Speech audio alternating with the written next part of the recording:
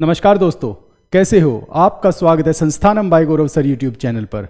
दोस्तों, जैसा कि आपको पता ही है कि आयोग ने अपना 2025 का कैलेंडर जारी कर दिया है, लेकिन वो कैलेंडर कैसा जारी किया वो आपको पता है और हमें भी पता है कैसा वो जारी किया है। सिर्फ उसमें दो काम की डेट दी है, एक यूपी पीसीएस प्री 2025 की और दूसरी यूपी पीसीएस मेंस का एग्जाम जो 2024 का होने वाला है उसकी। और आरओ के बारे में कुछ नहीं बताया, लेकिन जो हमें जानकारी प्राप्त है, जो उन्होंने 3 आरक्षित डेट रखी थी अप्रैल के लास्ट वीक की और मई के फर्स्ट वीक की, उन्हीं में आरओ का एग्जाम होगा, उन्हीं में होगा।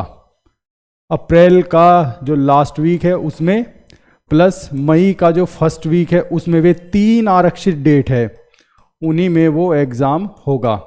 ठीक है, तो इसलिए अपनी तैयारी उसी हिसाब से करना स्टार्ट कर दीजिए, क्योंकि आयोग को एक बहाना मिल रहा है अभी तक कमेटी की रिपोर्ट नहीं आई है और जैसे ही रिपोर्ट आ जाएगी वैसे ही वो एकदम से डेट जारी कर देगा।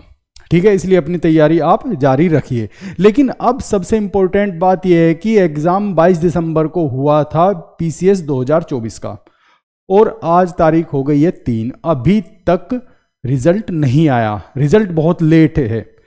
बताया जा रहा है कि जो मुझे सूचना प्राप्त हो रही है, बताया जा रहा है कि इस वीक में रिजल्ट आ जाएगा, इस वीक में रिजल्ट आ जाएगा। लेकिन इसी बीच एक सबसे दुखद कह लीजिए या स्टूडेंट्स के फेवर में नहीं है, क्योंकि वे वैकेंसी 2025 में जोड़ दी गई। जो वैकेंसी टोटल वैकेंसी जिन पर रिजल्ट आना था, ये बहुत इंपॉर्टेंट है क्योंकि कट ऑफ उसी के हिसाब से ऊपर नीचे होगी। क्योंकि जो टोटल वैकेंसी जिन पर रिजल्ट आना था वे टोटल वैकेंसी वे थी 933 जिन पर रिजल्ट आना था, और इनमें एक वैकेंसी थी असिस्टेंट कमिश्नर जीएसटी की, जिसकी जो टोटल वैकेंसी थी वो 198 थी। अब इसमें से जो सूचना प्राप्त हुई, इसमें से 100 वैकेंसी वे घटा दी गई है, 100 वैकेंसी घटा दी गई है, तो अब 98 बची है। तो इसलिए जो रिजल्ट आएगा वो अराउंड 840 वैकेंसीज पे आएगा, 840 वैकेंसीज पे रिजल्ट आने की संभावना है। तो इसलिए कट ऑफ भी उसी हिसाब से, क्योंकि वैकेंसी बढ़ेगी तो सीधी सी बात है कट ऑफ डाउन जाएगी, लेकिन वैकेंसी घटेगी तो कट ऑफ ऊपर जाएगी।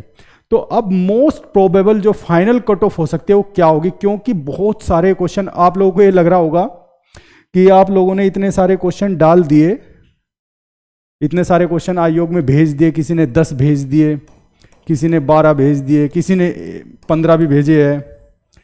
वैसे मेरे हिसाब से 12 गए हैं, क्योंकि जो हमने भेजे हैं वे 12 भेजे हैं, लेकिन आयोग इनमें से 12 को नहीं लेगा। क्योंकि आयोग का दिमाग, क्योंकि अब आयोग ने अपनी जो सही आंसर की है वो जारी करनी बंद कर दी है पिछले 2 साल से। 2 साल से वो कोई भी अपनी आंसर की नहीं दे रहा है जो फाइनल आंसर की है। ठीक है, तो आयोग मुश्किल से मुश्किल 5-6 क्वेश्चन में ही फेरबदल करेगा। जो 5 to 6 क्वेश्चन है उन्हीं में फेरबदल करेगा। जो भी करेगा डिलीट करेगा, या जो भी उन्हें करेक्ट करके देगा, जो भी करेगा वो डिलीट ही करेगा, करेक्ट नहीं करेगा। वो पिछले 2 साल से उसने अपना ये पैटर्न ही बदल दिया है करेक्ट करने वाला, उन्हें डिलीट कर देता है। जितने भी इस तरह क्वेश्चन होते हैं उन्हें सीधा डिलीट कर देता है वो। तो डिलीट में नुकसान उनका हो जाता है जिन्होंने अपना आंसर करेक्ट लगाया है, क्योंकि उस ऑप्शन में 4 ऑप्शन होते हैं, उनमें से 2 करेक्ट थे, 3 करेक्ट थे, लेकिन नीचे 2 पूछे थे करेक्ट, 3 किसी ने दूसरा लगा दिया, किसी ने दूसरा। कायदा ये होना चाहिए था कि उन दोनों स्टूडेंट्स को मार्क्स मिलने चाहिए थे। ये जिसने ए लगाया उसका भी करेक्ट था अगर आंसर, जिसने बी लगाया उसका भी करेक्ट था, तो उसे पहले ऐसे करके देता था आयोग, लेकिन अब इसे डिलीट ही कर देता है। तो इसका फर्क कट ऑफ पे भी पड़ता है, ऐसे स्टूडेंट्स की कट ऑफ गिर जाती है। ठीक है, तो फाइनल कट ऑफ क्या रह सकती है। अब देखिए, जो फाइनल कट ऑफ रहेगी, जो फाइनल कट ऑफ है, क्योंकि आयोग पे ज़्यादा भरोसा नहीं किया जा सकता। वो 10-12 क्वेश्चन तो डिलीट करने से रहा, वो 5-6 क्वेश्चन डिलीट कर देगा। अब करेक्ट भी नहीं करता, हो उसकी आदत पड़ चुकी है कि वो करेक्ट नहीं करता। अब वो सीधा डिलीट कर देता है। अब वो अपनी सिरदर्दी खत्म कर देता है, बोले कि अब दूसरे आएंगे फिर तीसरे आएंगे, इन्हें डिलीट कर दो। ठीक है ना, तो फाइनल जो कट ऑफ हो सकती है वो, वैसे तो सभी स्टूडेंट्स को मैंने बता ही दिया था कि क्या फाइनल कट ऑफ रह सकती है, लेकिन जैसे जैसे समय बीत रहा है तो स्टूडेंट्स, ज़्यादातर स्टूडेंट्स अब पता चल रहा है ज़्यादातर स्टूडेंट से कि कट ऑफ क्या रह सकती है अब, क्योंकि पहले कितने स्टूडेंट्स थे, 3-4 हज़ार स्टूडेंट ने बताया, फिर 5-6 हज़ार, लेकिन अब हर तरफ से पता चल चुका है कि स्टूडेंट्स ने किस हद तक पेपर को किया है और कैसा पेपर किया है, क्योंकि बहुत सारे स्टूडेंट्स बहुत ज़्यादा गलत कराए। ताज्जुब की बात मानोगे कि इस बार कम से कम जितने स्टूडेंट बैठे थे उन स्टूडेंट ने कम से कम 80% to 85% स्टूडेंट के, ये समझ लिए 30% मार्क्स भी नहीं आएंगे, 30% मार्क्स भी नहीं है इस बार। ये हालत है इस बार एग्जाम की। और हाईएस्ट मार्क्स जो मुझे अब तक मिले पर्सनली, क्योंकि मैं बहुत सारे स्टूडेंट्स को देख रहा हूं और मिलता भी बहुत से हूं, तो जो मुझे पर्सनली हाईएस्ट मार्क्स मिले अब तक वो मिले एक स्टूडेंट के जिसके 89 मार्क्स थे। 89 क्वेश्चन थे अभी तक उसके मिले। कोई कुछ भी कहे 95 बोले, किस आधार पर कह दोगे, क्योंकि इतने क्वेश्चन तो चले गए भाई, कुछ क्वेश्चन तो चले गए ठीक होने के लिए जिनमें गलती थी, तो किस आधार पर कह दोगे मेरे 91 है 95 है, कुछ भी बोल देते हैं। लेकिन जो सीरियस स्टूडेंट है जो मुझे मिला उसके 89 बैठ रहे थे, उसमें भी उसने ये बताया कि सर इनमें से 3 क्वेश्चन मेरे डाउट के लिए गए हैं, 3 क्वेश्चन गए हैं उसके डाउट के लिए। तो अगर उसके 3 क्वेश्चन डाउट के लिए गए हैं तो उसके इनमें से 3 माइनस कर दीजिए, तो वही उसके 86 क्वेश्चंस, ये हाईएस्ट मिले हैं मुझे अब तक। और ज़्यादातर 90% स्टूडेंट के, 95% स्टूडेंट के जो जिनके मिले हैं मुझे, किसी के 65, किसी के 63, किसी के 68, किसी के 71, बस ये इस तरह मिले हैं। ये मैं पढ़ने वाले सीरियस स्टूडेंट्स की बता रहा हूँ बात। तो इसलिए इन सब के बाद जो मुझे एक मोटा मोटा अंदाजा मिला मुझे कि कट ऑफ कितनी जा सकती है, स्टूडेंट को मतलब कॉन्फिडेंस भी तो रहना चाहिए, क्योंकि किसी भी स्टूडेंट को जिसके 89 है उसके पास भी कॉन्फिडेंस नहीं है कि सर इस बार होगा या नहीं होगा। जिसके 70 है उससे तो है ही नहीं, जिसके 68 है उसे भी नहीं है, लेकिन जिसके 89 है, 80 प्लस जिनके है, जिनके 75 प्लस है, उन्हें भी कोई कॉन्फिडेंस नहीं है कि सर इस बार क्या होगा। ठीक है ना। तो इसलिए जो फाइनल कट ऑफ जा सकती है वो फाइनल कट ऑफ रह सकती है जनरल की और ओबीसी की। मैं इन दोनों की बताऊंगा और सबसे आप अपना अंदाजा लगा लेना। जनरल की जो फाइनल कट ऑफ रह सकती है मेल्स में, वो रहेगी वही 73 ±2 क्वेश्चंस। ये क्वेश्चंस रहेंगे जनरल के, ठीक है ना।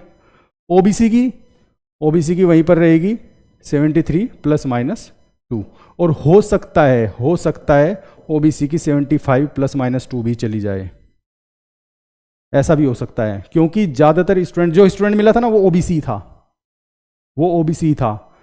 तो जितने ज्यादातर मुझे स्टूडेंट मिले जिनके अबव 80 है, उनमें से 90% ओबीसी ही है, इसलिए ओबीसी की ज्यादा जाने के चांसेस है जनरल से। लेकिन वे स्टूडेंट्स अपना धैर्य बनाए रखे जिनके 70 और 70 से अबव है, 75 और 70 के बीच में जो है, 75 के अराउंड तो उनका कंफर्म है, लेकिन जिनके 70 से अबव है वे अपना पेशेंस बनाए रखे। उनका भी 99% चांसेस है, जिनके अबव 70 है, जिनके अबव 70 क्वेश्चंस करेक्ट है, उनके 99% चांसेस है कि हो जाएगा 60। और ताज्जुब की बात मत समझना, थोड़ा ताज्जुब में मत लेना कि कट ऑफ 70 से भी नीचे चली जाए, क्योंकि जैसे सूचना है कि वैकेंसी जो है वो वैकेंसी डिपेंड करता है वैकेंसी पे। अगर ये निकालने लगे 500 वैकेंसी पे तो वो ही जाएगी 78। अगर निकालेंगे 850 वैकेंसी पे, जो मैंने अभी बताई 833 वैकेंसी पे, तो ये जाएगी वही 73 या 72 पे, इतने पे जाएगी। तो इन चीज़ का आप ध्यान रखें, आप लोगों को इससे मोटा मोटा अंदाजा हो जाए। और आप अपनी पढ़ाई को डिस्टर्ब मत कीजिए कि अब तो प्री अक्टूबर में हो गया, क्योंकि आपको आरओ भी देना है, ठीक है ना। आरओ का भी एग्ज़ाम है, फिर यूपीएससी का भी एग्ज़ाम है, तो वो भी तो देना है।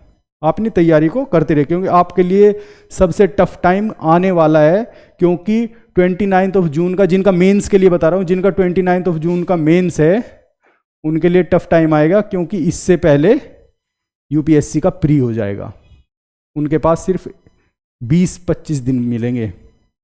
इसलिए अगर जो तैयारी, क्योंकि जो मेंस की तैयारी कर रहे हैं और जो यूपीएससी प्री की तैयारी कर रहे हैं, उनके लिए ये थोड़ा स्ट्रगलिंग टाइम होगा। तो इसे थोड़ा अपनी स्ट्रेटजी बनाकर इसे तैयार कीजिए, ठीक है ना। और मैं अपने चैनल पर मैं यूपीएससी लेवल से, यूपीएससी स्टैंडर्ड और यूपीपीसीएस स्टैंडर्ड से मैं ज्योग्राफी कि इंडियन ज्योग्राफी से स्टार्ट करने वाला हूं। 1-2 दिनों में नया बैच बिल्कुल फ्री होगा, बिल्कुल फ्री वीडियोस होगी, कंसेप्ट पढ़ाऊंगा मैं वहां पे। आप लोगों को प्री के तरीके से नहीं पढ़ाऊंगा, मेंस के तरीके से पढ़ाऊंगा, जिससे आप लोगों के पूरा का पूरा कंसेप्ट तैयार हो जाए। और वो बाइलिंगुअल होगा, ठीक है ना। लिखूंगा मैं इंग्लिश में, लेकिन डिक्टेट में हिंदी और इंग्लिश दोनों में करूंगा, ठीक है। ये सभी जानकारियां आप लोग मेरे टेलीग्राम चैनल से भी पा सकते हैं। मेरा टेलीग्राम चैनल है, देख लीजिए इसे ध्यान से, और ये मैंने अपनी वीडियो के डिस्क्रिप्शन में भी डाला है, जीएस विद गौरव सर 1। ये मेरा टेलीग्राम चैनल है, ये मेरी वीडियो के डिस्क्रिप्शन में भी है, वहां से भी आप इसे ज्वाइन कर सकते हैं, ठीक है ना। आज के लिए इतना ही। अगर आपको मेरी ये वीडियो अच्छी लगी तो प्लीज़ ज़्यादा से ज़्यादा लाइक कीजिए, शेयर कीजिए, और हाँ, आप लोगों से एक विशेष निवेदन है कि आप मेरे चैनल को ज़्यादा से ज़्यादा सब्सक्राइब कीजिए। धन्यवाद।